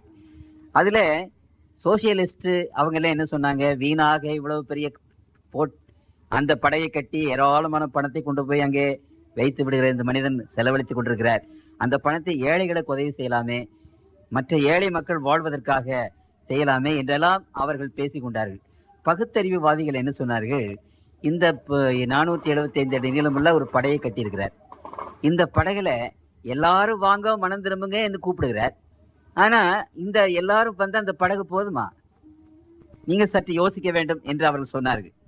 எல்லாரும் வாங்க வாங்கன்னு கூப்பிட்டா எல்லாரும் போனா அந்த படகு போதுமா? சிறிய படகை கொண்டு வந்து எல்லாரையும் வாங்க வாங்கன்னு சொன்னா எப்படி வருவார்கள்? ஆகவே அங்கே அவர்கள் சொன்னார்கள், இது பகுத்தறிவுக்கு ஒத்ததாக இல்லை. இரண்டாவது, ஏராளமான மிருகங்கள் அந்த படகுக்குள்ள போயிருக்கின்றன. அந்த மிருகங்கள் மத்தியில கடித்து விடுகிற அல்லது புசித்து போடுகிற மிருகங்கள் மத்தியில நாம் எல்லாரும் போய் வாழ முடியுமா? மிருகங்களும் மனிதனும் ஒன்றாக இருக்க முடியுமா என்றெல்லாம் பேசினார்கள். அப்பொழுது இருக்கிற அந்த தீர்க்கதரிசிகள், கள்ள தீர்க்கதரிசி என்ன சொன்னார்கள் என்றால், இந்த நோவாவுக்கு மட்டும்தான் ஆண்டவர் வெளிப்படுத்தியிருக்கிறாரா? எங்களுக்கெல்லாம் வெளிப்படுத்தலையா? அப்ப எங்களை பாருங்க, நாங்கெல்லாம் ஆயிரக்கணக்கான தீர்க்கதரிசிகள் இருக்கிறோம், நோவா ஒரே ஒரு ஆள், அவருக்கு மட்டும் ஆண்டவர் வெளிப்படுத்தியிருக்காரு சொல்வது எப்படி? ஆயிரக்கணக்கான தீர்க்கதரிசிகள் நாங்கள் இருக்கிறோமே, எங்களுக்கு ஆண்டவர் வெளிப்படுத்த மாட்டாரா? இப்படியெல்லாம் பேசினார்கள். கடைசியில ஏராளமானவர்கள் இப்படி பேசும்போது, ஒரே ஒரு மனிதன் கடவுளுடைய வார்த்தை சொல்லும் போது அந்த உலகத்தின் மக்கள் அந்த ஒரு மனிதனுடைய வார்த்தையை தள்ளி போட்டு அந்த ஏராளமான மற்ற மக்களுடைய வார்த்தைகளை நம்பினார்கள். கர்த்தருக்குள் பிரியமானவர்களே, ஆண்டவர் சொன்னபடி அந்த 120 வருடங்கள் ஆன உடனே அந்த பிரளயம் இந்த உலகத்திலே வந்தது. எந்த மனிதனாலும் எந்த சக்தினாலும் அதை தடுக்க முடியல. இந்த உலகத்தில் அந்த பிரளயம் குறித்த காலத்திலே வந்தது என்று நாம் பார்க்கிறோம். அந்த பிரளயத்திற்கு பிற்பாடு நோவாவினுடைய அந்த 3 பிள்ளைகளை பற்றி நான் உங்களுக்கு நேற்று எடுத்து சொன்னேன். அதை திரும்ப மறுபடியும் சொல்ல விரும்புகிறேன். இந்த 3 பிள்ளைகளிடத்திலிருந்து தான் இந்த உலகத்தின் மக்கள் தோன்றினார்கள். ஆகவே இந்த உலகத்தின் மக்கள் 3 பிரிவாகத்தான் இருக்கார்கள். அவருடைய உடல் பாகு, இந்த காரியங்கள் எல்லாம் 3 வகையாத்தான் இருக்கிறது. அது ஒன்று சேமனுடைய, அது செமெட்டிக் ரேஸ் என்று பெயர். இன்னொன்று யாப்பேத்தினுடைய, அவனுக்கு இந்தோ ஆரியர்கள் என்று பெயர் அவருடைய வம்சத்திற்கு. அப்புறம் காம், அவனுடைய இது நீக்ரோஸ் என்று பெயர். இந்த உலகத்தின் மக்கள் 3ஆக பிடிக்கப்படுகிறார்கள். ஒன்று செமெட்டிக் என்று ஒரு ரேஸ், இன்னொன்று இந்தோ ஆரியன்ஸ் என்று ஒரு ரேஸ், இன்னொன்று யாப்பேத்தினுடைய பிள்ளைகள், இன்னொன்று நீக்ரோஸ். இந்த 3 பேரையும் பற்றி ஆண்டவர் தீர்க்கதரிசி சொன்னார். கானான் அந்த நீக்ரோ அடிமைக்கு அடிமையாய் இருப்பான். இத்தனை ஆயிரக்கணக்கான வருஷங்களாக அந்த நீக்ரோக்கள் அடிமைகளாகத்தான் இருந்து கொண்டிருந்தார்கள். இப்பொழுதுதான் சில இடங்களிலே சற்று விடுதலை. எல்லா இடங்களிலும் என்று நாம் சொல்ல முடியாது. இன்றைக்கும் லட்சக்கணக்கான நீக்ரோக்கள் அடிமைகளாகவே தான் வாழ்ந்து கொண்டிருக்கிறார்கள். ஆண்டவர் சொன்னது எவ்வளவு துல்லியமாக நிறைவேறி கொண்டிருக்கிறது. சேமனுடைய கூடாரத்திலே கர்த்தர் வருவார். அதே போல கர்த்தராகிய இயேசு கிறிஸ்து அந்த செமிட்டிக் ரேஸ்ல இந்த யூத ஜாதியிலே வந்தார். அப்புறம் 3ஆவதாக யாப்பேத்தினுடைய கூடாரத்தை ஆண்டவர் விருத்தியாக்குவார் என்று சொன்னார். இன்றைக்கு அந்த இந்தோ ஆரியன்ஸ், அந்த யாப்பேத்தினுடைய பிள்ளைகள் ஐரோப்பா கண்டம், அமெரிக்கா கண்டம், ஆஸ்திரேலியா கண்டம், ஆசியா கண்டம், எல்லா கண்டத்திலும் பறந்திருக்கிறார்கள். பெரிய கூடாரமாக இருக்கிறது. எவ்வளவு துல்லியமாக இவைகள் நிறைவேறி இருக்கிறது என்பதை குறித்து நாம் சற்று அதை பார்த்தோமானால் ஆச்சரியப்படுவதற்காக இருக்கிறது. இந்த காரியத்தை குறித்து கர்த்தருக்குள் பிரியமானவர்களே, 3ஆவதாக இங்கு ஒரு காரியத்தை உங்கள் மனத்தில் வைக்க விரும்புகிறேன். முதலாவதாக, இந்த உலகத்தில் தோன்றின ஒரு சாம்ராஜ்யம் பாபிலோன் சாம்ராஜ்யம். ஆண்டவர் சாம்ராஜ்யங்களை குறித்து, நாடுகளை குறித்து, தேசங்களை குறித்து, மனிதர்களை குறித்து ஏராளமான தீர்க்கதரிசனங்களை எழுதி வைத்திருக்கிறார். இந்த பாபிலோன் சாம்ராஜ்யத்தை குறித்து ஆண்டவர் அநேக காரியங்களை எழுதி வைத்திருக்கிறார். இந்த பாபிலோன் சாம்ராஜ்யம் கிறிஸ்துவுக்கு முன்பு 606வது வருஷத்துல தொடங்கி கிறிஸ்துவுக்கு முன்பு 538வது வருஷத்திலே அது முடியப்பட்டது. 165 ஆண்டுகள் இந்த அரசாட்சி நடந்தது. ஆனால் அந்த பாபிலோன் அரசு தங்க அரசு. அந்த பாபிலோன் என்ற ஒரு பட்டணத்தை கட்டினார். அதற்கு பெயர் பொன்னகரி என்று பெயர். பிரம்மாண்டமான செல்வம். அந்த பொன்னகரி என்று சொன்னால் அந்த அரசர்கள் தங்களுடைய தளவாடங்களை, தங்களுடைய காரியங்கள் எல்லாவற்றையும் தங்கத்தினாலேயே செய்திருந்தார்கள். அப்படிப்பட்ட செல்வம் மிக்க ஒரு நாடு, பலம் மிக்க ஒரு நாடு. அந்த பாபிலோன் நகரத்தை 15 மைல் நீளம், 15 அகலமாக கட்டினார். 284 அடி உயரம் மதில், 12 கேட்டுகள். யாருமே அந்த பட்டணத்தை பிடிக்க முடியாது. அப்படிப்பட்ட பட்டணத்தை கட்டினான். அப்படிப்பட்ட ஒரு வல்லமையான அரசு. அந்த வல்லமையான அரசு நிற்குமா? அது என்றைக்கும் உலகத்தில் வாழுமா? ஆண்டவர் அந்த வல்லமையான அரசை பற்றி சொன்னார். அந்த அரசு ஆண்டவருக்கு விரோதமாக மாறின போது, தேவனுடைய பிள்ளைகளை கொடுமைப்படுத்தின போது, தீர்க்கதரிசிகள் பாபிலோனுக்கு விரோதமாக எழும்பி அநேக காரியங்களை அங்கே சொன்னார்கள். ஏசாயா 13ஆம் அதிகாரத்துல அங்கு என்ன வாசிக்கிறோம் என்று சொன்னால், 17வது வசனத்தில இருந்து சொல்லுகிறார். இதோ நான் அவர்களுக்கு விரோதமாய் மேதியரை எழுப்புவேன். அவர்கள் வெள்ளியை மதியாமலும் பொன்னின் மேல் பிரியப்படாமலும். இந்த பாபிலோன் ராஜ்யத்தை அளித்தவர்கள் மேதியர்கள், மேதிய பர்ஷியர்கள். அப்படியானால் ஆண்டவர் முன்கூட்டியே சொல்லியிருக்கிறார். 100 கணக்கான வருஷங்களுக்கு முன்னதாகவே இந்த பாபிலோன் நகரத்தை மேதியர்கள் வந்து அழிப்பார்கள் என்று சொன்னார்.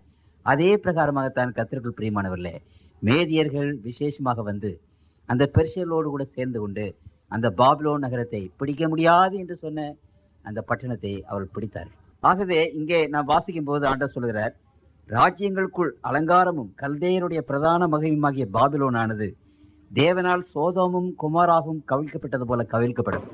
இனி ஒருபோதும் அதில் ஒருவரும் குடியேறுவதும் இல்லை. தலைமுறை தலைமுறை தோறும் அதில் ஒருவரும் தங்கி தரிப்பதும் இல்லை. அங்கே அரபியன் கூடாரம் போடுவதும் இல்லை. அங்கே மேய்ப்பர்கள் மந்தையை காப்பதும் இல்லை. காட்டு மிருகங்கள் அங்கே படுத்துக்கொள்ளும். ஊழையிடும் பிராணிகள் அவர்கள் நடுவிலே வீடுகளை நிரப்பும். கோட்டான்கள் அங்கே குடிகொள்ளும். காட்டாடு அங்கே துள்ளும். அவர்கள் பாலான மாளிகைகளில் ஓரிகள் ஊழையிடும். வலு சர்ப்பங்கள் அவர்கள் செல்விக்கையான அரண்மனைகளில் ஏகமாய்க்கூடும். அதன் காலம் சீக்கிரம் வரும், அது நாட்கள் நீடித்திராது என்றார். இந்த வசனங்கள் எல்லாவற்றையும் நீ பார்க்கும்போது இந்த வசனங்கள் எவ்வளவு துல்லியமாக நிறைவேறிற்று என்று அதிசயமாக இருக்கிறது. அந்த பாபிலோன் என்ற இடத்திற்கு நான் போயிருந்தேன். அந்த பாபிலோனை இப்பொழுது பெரிய மேடு மூடிக்கொண்டிருக்கிறது.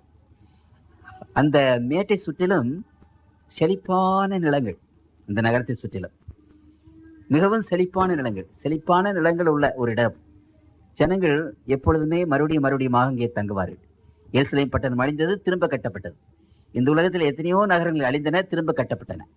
ஆனால் இந்த பாபிலோன் நகரத்தை பற்றி ஆண்டவர் சொன்னார், அது திரும்ப கட்டப்படாது, அது அழிந்ததே தான் இருக்கும், அது இனிமேல் எப்பொழுதுமே கட்டப்படாது என்று ஆண்டவர் சொன்னார். அப்படியானால் அந்த பிரம்மாண்டமான அநேக மைல்கள் சதுரமுள்ள அநேக மைல்கள் அங்கு வெற்று இடமாக கிடக்கிறது. அதிக நன்றாக செழிப்பான தேசத்தின் மத்தியில அநேக மைல் தூரம் அப்படியே வெறுமையாக மேடாக கிடக்கிறது. அதுதான் பாபிலோன் இருந்த இடம். அந்த இடம் திரும்ப அந்த பாபிலோனை கட்டுவதற்கு ரோம அரசர்கள் ஏராளமான பணத்தை சேர்த்து தன்னுடைய எல்லா சேனைகளையும் அங்கே கொண்டு வந்து வைத்து அந்த பாபிலோன் நகரத்தை திரும்ப கட்ட வேண்டும், ஆண்டவர் சொன்ன அந்த தீர்க்க தரிசனத்தை பொய்ப்பிக்க வேண்டும் என்று அவர்கள் நினைத்து அநேக முறை அவர்கள் பிரயாசப்பட்டார்கள் என்று சரித்திரம் சொல்லுகிறது. ஆனாலும் அவர்கள் அதை கட்ட முடியவில்லை. ஆகவே ஒவ்வொரு தடவையும் வரும்போது அவர்கள் அதை கைவிட்டவர்களாக இன்றைக்கும் அந்த இடம் பாழாகவே கிடக்கிறது என்று சொல்லும்போது அது எவ்வளவு ஆச்சரியமா இருக்குது. அது இனிமேல் ஒருவரும் அதை கட்ட மாட்டார்கள், இனிமேல் ஒருவரும் அங்கே குடியிருக்க மாட்டார்கள். மேய்ப்பர்கள் அங்கே பக்கத்திலே மந்தைகளை மேய்த்து கொண்டிருக்கிறார்கள், அந்த இடத்துல மாத்திரம் மந்தையை மேய்க்க மாட்டார்கள். ஏனென்று தெரியவில்லை. வேதம் சொல்லுகிறது மேய்ப்பர்கள் கூட அங்கே இருக்க மாட்டார்கள். சரி, இரவில நாங்கள் கூடாரம் அடித்து அந்த இரவிலே தங்கியிருந்தோம். அதிக குளிரான ஒரு இடம், அங்கே தங்கியிருந்தோம். அங்கே ராத்திரியில யாரும் தங்க மாட்டாங்க. அந்த அரபியர்கள் அங்கே இருக்கிறார்கள், அவர்களை கூப்பிட்டு எங்களுக்கு துணையாக வந்து தங்குங்கள் என்று சொல்லும்போது யாருமே மறுத்து விட்டார்கள். மறுத்து விட்டது மட்டுமல்ல, நீங்களும் அங்கே தங்கக்கூடாது என்று சொல்லி வற்புறுத்தினார்கள். நாங்கள் ஜெபத்தோடு அங்கே தங்கியிருந்தோம் ஒரு இரவு. அந்த இரவிலே அங்கு பார்த்தீர்களானால் பயங்கரமாக இருந்தது. ஒரே மிருகங்கள் ஊளையிடுகிறது, சத்தம் போடுகிறது. நாங்கள் சுற்றிலும் அதற்கு பாதுகாப்பாக இருந்து தப்பித்து கொண்டோம். அந்த இரவிலே டார்ச்சலை அடித்து பார்த்தால் பெரிய பெரிய மலைப்பாம்புகள் அங்கே சுற்றி கொண்டிருக்கிறது. பயங்கரமான ஒரு இடம். ஆண்டவர் என்ன சொன்னாரோ அதே மாதிரி இன்றைக்கு வரைக்கும் அப்படியே இருக்கிறது என்று நாம் பார்க்கிறோம். பிரம்மாண்டமான அரசு, இந்த உலகத்தில் பெரிய வல்லரசு, அது செழிப்பான ஒரு அரசு, வல்லமையான ஒரு அரசு. அங்க ஆண்டவர் சொன்ன பிரகாரமாகவே அங்க மண்மேடாக கிடக்கிறது. அதை இத்தனை வருஷ காலமாக, 2000 வருஷ காலமாக அதை கட்ட வேண்டும் என்று பிரயாசப்பட்டு முடியல. 7000 வருஷங்களுக்கு மேலாக அந்த பட்டணம், அந்த பாபிலோன் அப்படியே குடியேற்று கிடக்கிறது. வேதம் சொன்னது, அந்த தீர்க்கதரிசன வார்த்தைகள் அப்படியே நிறைவேறி இருக்கிறது என்று பார்க்கும்போது அது எவ்வளவு அதிசயமாக இருக்கிறது என்று நாம் பார்க்கிறோம். எரேமியா தீர்க்கதரிசன புத்தகம் 51ஆம் அதிகாரத்தில் ஆண்டவர் இந்த பாபிலோனை பற்றி சொல்லுகிறார். 51:26 வசனத்திலே வாசிக்கிறோம், நீ என்றென்றைக்கும் பாழாய் கிடக்கிற ஸ்தலமாவாய் என்று கர்த்தர் சொல்லுகிறார். என்றென்றைக்கும் நீ பாழாய் கிடக்கிற ஸ்தலமாவாய் என்று அங்கே சொல்லப்பட்டிருக்கிறது. 37வது வசனத்திலே நான் வாசிக்கும் போது, அப்பொழுது பாபிலோன் குடியில்லாத மண்மேடும் வலு சர்ப்பங்களின் தாபரமும் பாலும் ஈசல் போடப்பட்டதற்கு இடமாகும். அப்படியானால் குடியேற்ற ஒரு ஸ்தாபனமாக அது இருக்கும் என்பதை குறித்து ஆண்டவர் விசேஷ விதமாக சொல்லுகிறதை திரும்ப திரும்ப அங்கே சொல்லப்பட்டிருக்கிறது. அவர்கள் கழிக்கும் சமயத்திலே நான் அவர்கள் குடிக்கும் பானத்தை அவர்களுக்கு குடிக்க கொடுத்து அவர்கள் துள்ளத்தக்கதாக அவர்களை வெறியாக்குவேன். அதனாலே அவர்கள் என்றென்றைக்கும் விழிக்காத நித்திரை அடைவார்கள் என்று கர்த்தர் சொல்லுகிறார். அந்த பட்டணம் எப்படி பிடிக்கப்படுமா? அந்த பட்டணத்தை பாதுகாக்கிற அந்த சிப்பாய்கள் பிடித்து வெறித்திருப்பார்கள். அப்பொழுது அந்த பட்டணம் பிடிக்கப்படும் என்று ஆண்டவர் சொன்னார். நூற்றுக்கணக்கான வருஷங்களுக்கு முன்னதாகவே அதே போல ஒரு திருவிழா நடந்தது. அந்த திருவிழா நடக்கும்போது எல்லாரும் சந்தோஷமாக குடித்து வெறித்திருந்தார்கள். அந்த வெளியிலே இருக்கிற 12 கேட், அந்த 12 கேட்டையும் நன்றாக பூட்டி விட்டார்கள். அந்த கேட்டை தாண்டி அல்லது பதிலை தாண்டி யாரும் வர முடியாது. இம்பிரிக்னபிள். அது வெற்றி கொள்ள முடியாத ஒரு பட்டணம். யாரும் அதை ஒன்றும் செய்ய முடியாது. கதவை பூட்டிட்டு இருந்தாங்கன்னா வருஷ கணக்கில் அவர்கள் அங்கேயே தண்ணீர் இருக்கிறது, சாப்பாடு இருக்கிறது, யாருமே பிடிக்க முடியாது. அப்படிப்பட்ட பட்டணம். அந்த பட்டணத்துக்கு மத்தியில யுப்ரட்டிஸ் நதி ஓடிக்கொண்டிருக்கிறது. அந்த யுப்ரட்டிஸ் நதி இந்த பக்கம் அந்த பக்கமும் மதில்கள் அங்கே வைத்து கட்டியிருக்கிறார்கள். அந்த நதியின் வழியாக யாரும் போகக்கூடாது, போக முடியாது. அங்கே பூட்டி இருக்கிறார்கள். இங்கே அந்த மேதிய ராஜா என்ன செய்தார் என்றால், அந்த யுப்ரட்டிஸ் நதியை அப்படியே இன்னொரு இடத்துல வாய்க்கால் வெட்டி அந்த நதியின் தண்ணீரை பூரா இன்னொரு இடத்துல ஒரு பெரிய ஏரியில அங்கே கொண்டு போய் விட்டார். அப்பொழுது அந்த நதி, அந்த பாதை அங்கே வெறுமையாக இருந்தது. ஆகவே இவர்கள் என்ன செய்தார்கள் என்றால், அந்த நதிக்குள்ளாக புகுந்து அந்த கேட்டுக்குள்ளாக அப்படி குனிந்து போய் அங்கே போய்விட்டார்கள், நகரத்துக்குள்ளாக போய்விட்டார்கள்.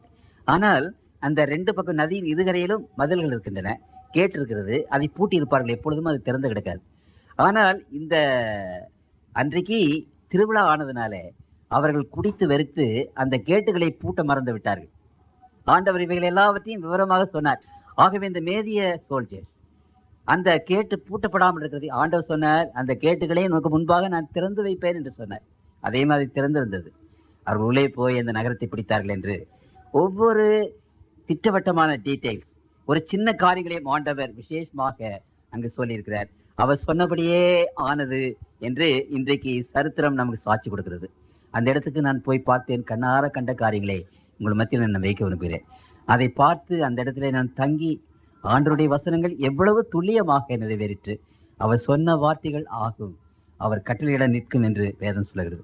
அடுத்தபடியாக கர்த்தருக்குள் பிரியமானவர்களே, இந்த உலகத்தில் இருக்கிற ஒரு நாடு எகிப்து. அந்த எகிப்து நாட்டை பற்றி உங்களுக்கும் எனக்கும் நன்றாக தெரியும். இந்த எகிப்து நாட்டை பற்றி திருமறை அநேக காரியங்களை சொல்லுகிறது. இந்த எகிப்து நாட்டில் தான் இஸ்ரவேலர்கள் போய் அடிமைகளாக இருந்தார்கள். அந்த எகிப்திய நாடு அந்த பண்டைய காலத்துல ஒரு பெரிய அரசு, 2000 மைல் தூரத்தில் உள்ள ஒரு பெரிய நாட்டை அவர்கள் அரசாண்டார்கள். பிரம்மாண்டமான சக்கரவர்த்திகள், பெரிய சேனைகள். அந்த நாடு செல்வமிக்க நாடு. அந்த பிரமிட்டுகளை அவர்கள் கட்டினார்கள். கலை நிறைந்த ஒரு நாடு.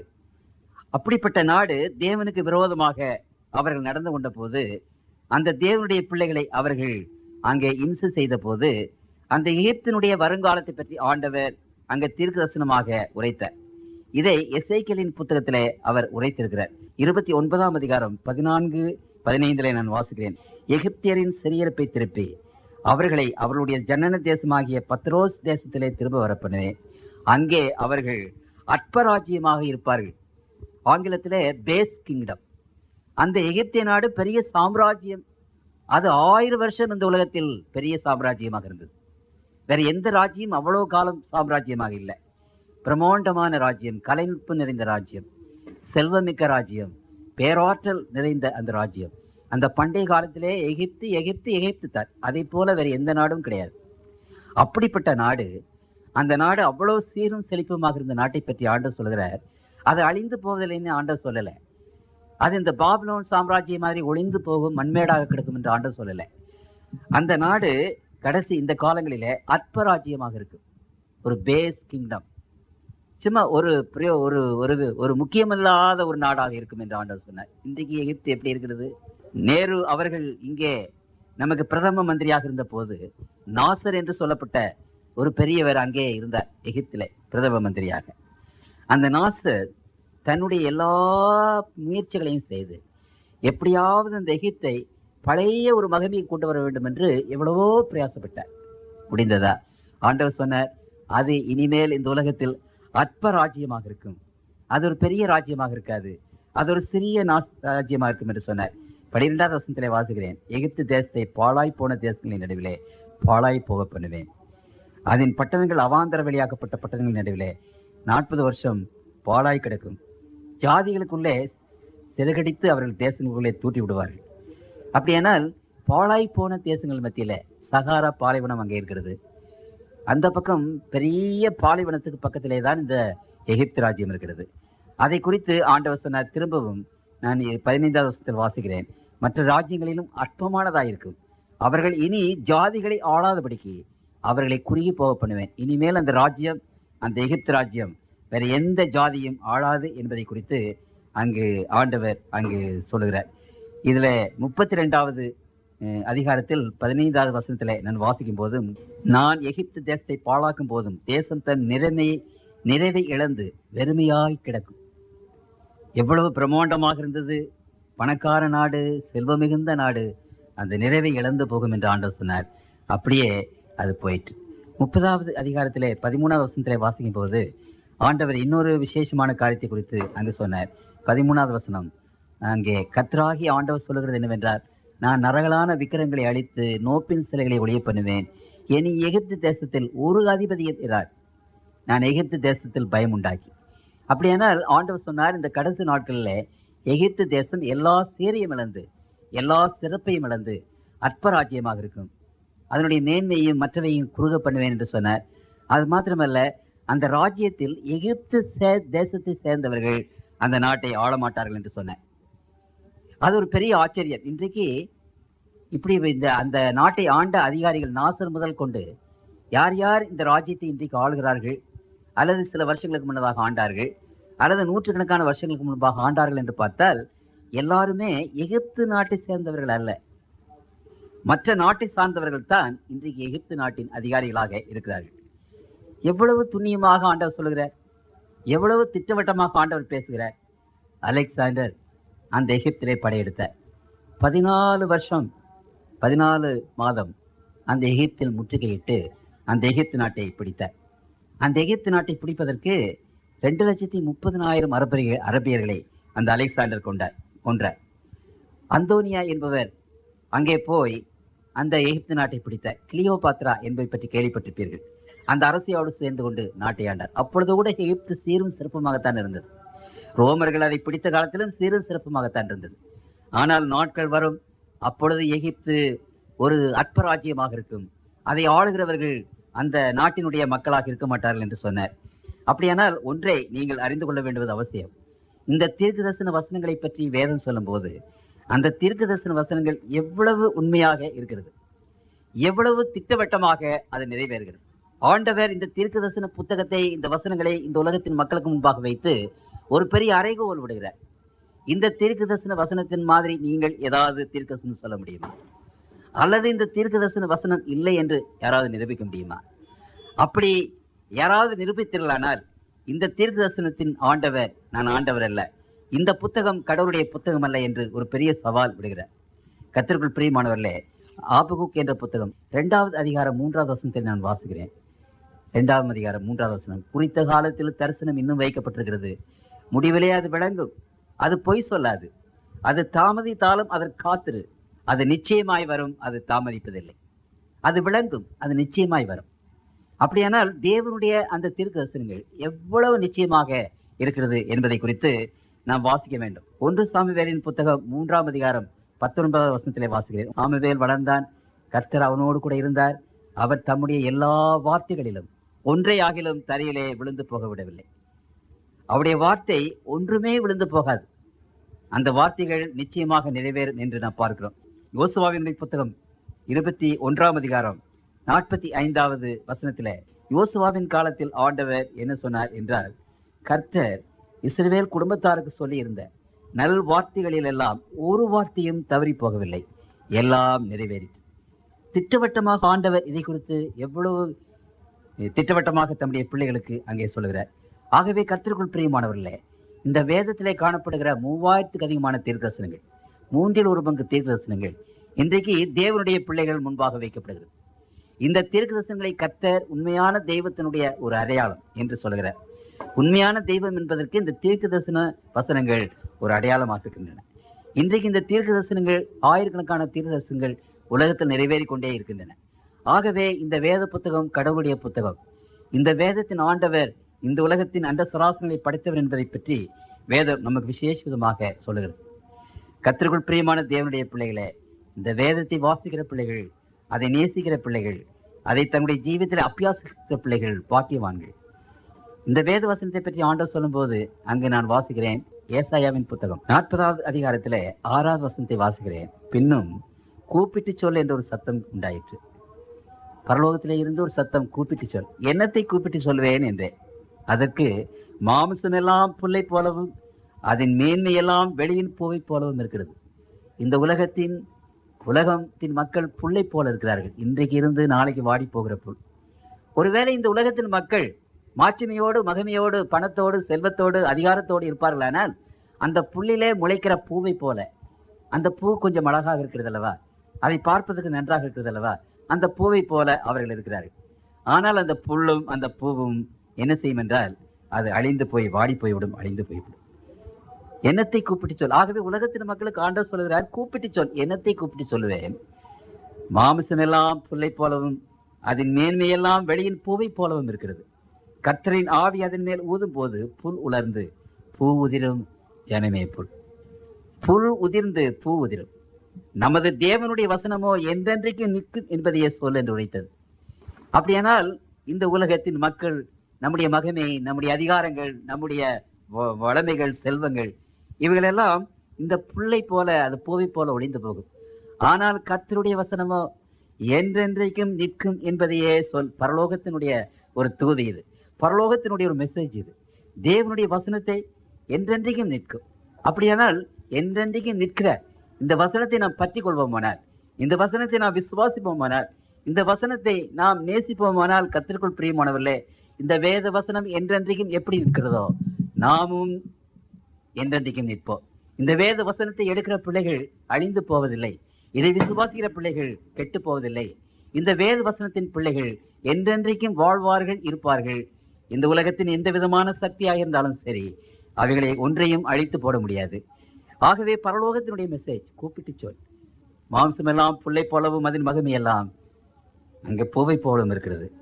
அவைகள் உலர்ந்து போகும், அழிந்து போகும். ஆனால் தேவனுடைய வசனமோ என்றென்றைக்கும் நிற்கும் என்பதே.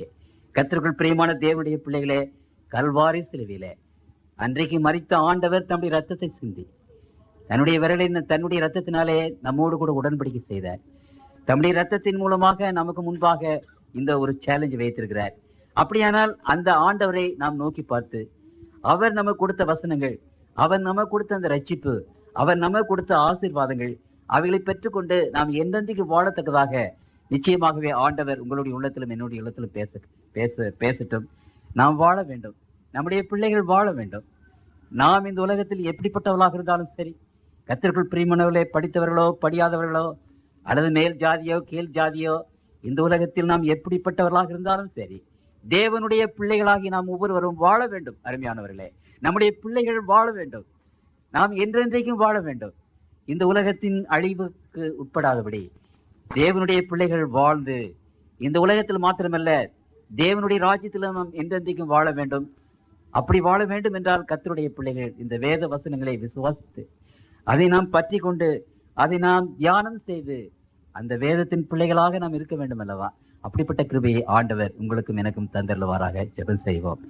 அன்பு மிகுந்த இரக்கமுள்ள கர்த்தாவே, கூடி வந்திருக்கிற நம்முடைய பிள்ளைகளிடத்திலே பேசுனதற்காக உடைய நாமத்தை நாங்கள் ஸ்தோத்திரிக்கிறோம். உம்முடைய வசனம் ஆண்டவரே, நம்முடைய வசனத்தை நீர் பேசும். இந்த அன்பான மக்கள் ஒவ்வொருடைய உள்ளத்திலும் நீர் பேசும் ஆண்டவரே.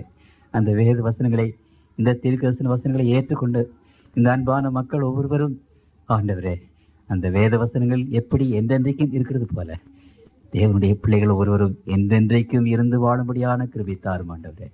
புல்லை போல நாங்கள் ஒளிந்து விடாதபடி, அதனுடைய பூவை போல நாங்கள் நசுங்கி போய் விடாதபடி, தேவனுடைய பிள்ளைகள், உண்மை விசுவாசிக்கிறவர்கள், இங்கே வந்திருக்கிற ஒவ்வொரு மகனும் மகளும் மோடு கூட என்றென்றைக்கும் வாழும்படியாக நாங்கள் வேதத்தை விசுவாசித்து வேதத்தை பற்றி கொண்டவர்களாயிருக்க எங்களுக்கு ஒத்தாசை செய்ய வேண்டும் என்று ஆண்டவர் இயேசுவின் நாமத்தில் வேண்டிக் கொள்கிறோம். ஜெபங்களும் பரம்பிதாவே. நெஞ்சமே நீ அஞ்சிடாதே, இயேசுவின் பாதத்தில் வந்திடு. உன்னை நினைத்திடுவார், உன்னை காத்திடுவார். இஸ்ரவேலை காக்கின்றவர் உறங்குவதும் இல்லையே. இமை பொழுதேனும் உன்னை மறப்பதில்லையே. இமை பொழுதேனும் உன்னை மறப்பதில்லையே.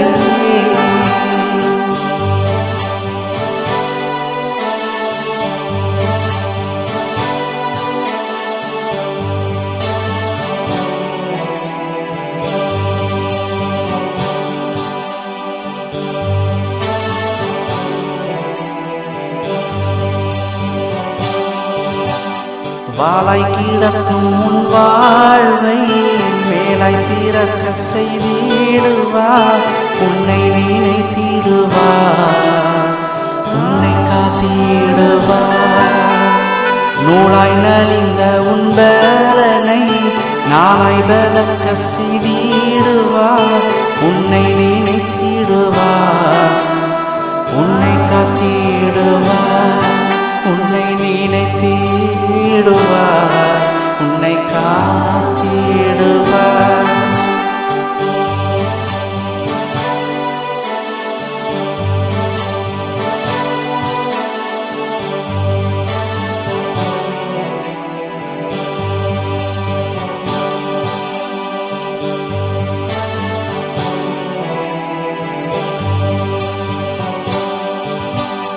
உலகம் உன்னை மறந்தாலும் உண்மை நேசர் மறப்பதில்லை. உன்னை நினைத்திடுவார், உன்னை காத்திடுவார். உள்ளங்கையில் வரைந்திடுவார், உன்னை என்றும் நடத்திடுவார். உன்னை நினைத்திடுவார், உன்னை காத்திடுவார். உன்னை நினைத்திடுவார், உன்னை காத்திடுவார்.